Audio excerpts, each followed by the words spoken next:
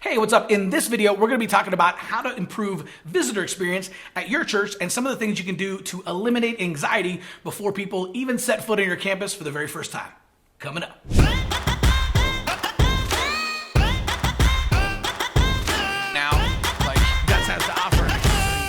Welcome back, y'all. If we're meeting for the first time, my name is Chris Abbott, and I've been in ministry for the last 19 years, and I've been helping coach churches in how to use Facebook ads, plan your visit, the visitor experience, and even church growth for the last 7. So in this video, we're actually going to help you improve your guest visitor experience and specifically talk about what to do when someone signs up for Plan Your Visit. Okay, so there are 2 questions that every single potential visitor has before they ever visit your church. Number 1 is who's the pastor? And number 2, who are the people? Do they look like me? Are they in the same season of life as me? Because there's nothing worse than somebody showing up to a church and maybe they're an empty nester and they just showed up and it's nothing but a bunch of Gen Zers and millennials with weird hats.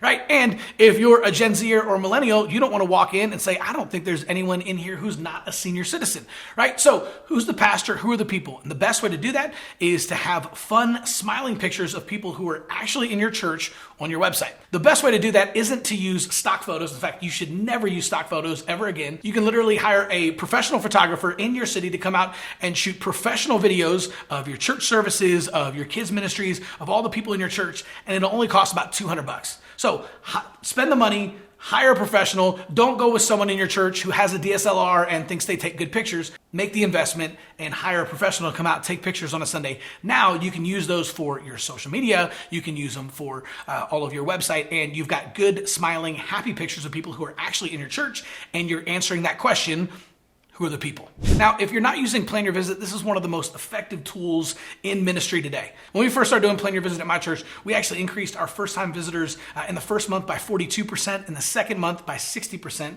in the third month by 87%, and in the fourth month by 113%. Because there's something kind of magical about the Plan Your Visit experience. And the funny thing is, it'll actually increase your amount of visitors even if they don't sign up for Plan Your Visit, right? It kind of speaks to that culture of hospitality, the fact that you guys are willing to bend over backwards, to go the extra mile, to treat people like family and actually take care of them when they get there. So this is something that you want to do. You want to look into launching a Plan Your Visit ministry at your church, and it's actually a lot easier than you think. Now, if you want to learn more about the Plan Your Visit process specifically, you can check out our video, How to Make Visitors Feel Welcome at Church. Okay, so the most important thing is that you want to make sure to have all of your guests fill out a Connect card. A lot of you probably already are doing this, but a couple of things about the guest card that's actually going to help you get a lot more responses is keep the information simple, right? Make it conversational. All you want to do is ask for their name, email, and phone number.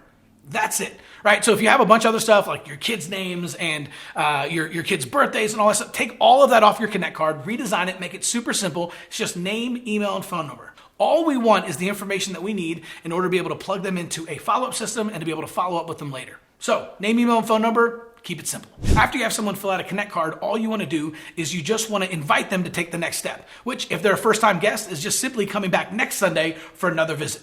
One of the ways you can make sure that that happens is make sure that they meet the pastor. Because 80% of people who meet the pastor on the first visit will come back for a second visit. So this can be as simple as just making sure that you introduce them to the pastor at some point in passing, or you can even set up a simple 10 or 15 minute meet the pastor after every service where you come in, you give people some drinks or maybe some snacks and refreshments, and they have a chance to kind of meet the pastor and talk for a few minutes. Whatever fits your DNA, whatever fits your church service better, but make sure that all your guests are meeting the pastor on the first visit. One of the best ways that you can make people actually feel welcome at church is by making sure that your team, your volunteers, your staff members, that they actually know and can identify first-time guests when they show up. So 2 easy ways to do that is to give all of your first-time guests free drinks. So if you have a coffee bar or a coffee station or anything like that, make sure to give them free drinks, but make sure to put it in a cup that makes it easy to identify all the first-time guests. So I've seen churches where they use bright red Solo cups and put people's name on it. That way, all of the new guests, as they're walking around the sanctuary or the lobby or the campus, whenever someone sees a bright red cup, they know, hey, that's a first-time visitor, and you train your people to go out of their way just to talk to them, to introduce themselves, and just make sure they're having a good time. And secondly, if they have kids, you can actually do special wristbands for the kids. Now you can actually train all of the kids in your kids ministry that whenever they have a new kid and they see a kid with a wristband, to make sure to go up, give them a high five, introduce themselves, and you can make sure that all of your volunteers and your kids workers are making sure that that kid gets a ton of candy, a lot of prizes, and absolutely has a blast the entire time they're at church. So if you want to attract new families and you want to get people to join your church, start with their kids. bribe their kids with candy, free ice cream, anything you do. If you can make sure the kids have a great time at church, you're gonna get the parents back. So when you first start implementing some of these changes, no, it doesn't have to be perfect. In fact, the single best thing that you can do is to take imperfect action now. Start with red cups for your first time visitors this Sunday. It doesn't have to be perfect. The best way to do this is on the job training. Launch it and then get going. In fact, we actually have a saying at my church, it's ready, fire, aim. This is simply the best way to do it. In fact, Mark Twain actually said, the man who grabs a cat by the tail knows 80% more about cats than the man who hasn't. So the best way to learn about Plan Your Visit, about implementing new changes, and helping guests feel like family when they show up for the first time is just literally to start doing it. All right, so we've been talking about how to improve the visitor experience and how to take care of people when they show up. But if you need help generating new visitors and actually growing your church, then check out our video, How to Market Your Church for Growth. We'll see you soon.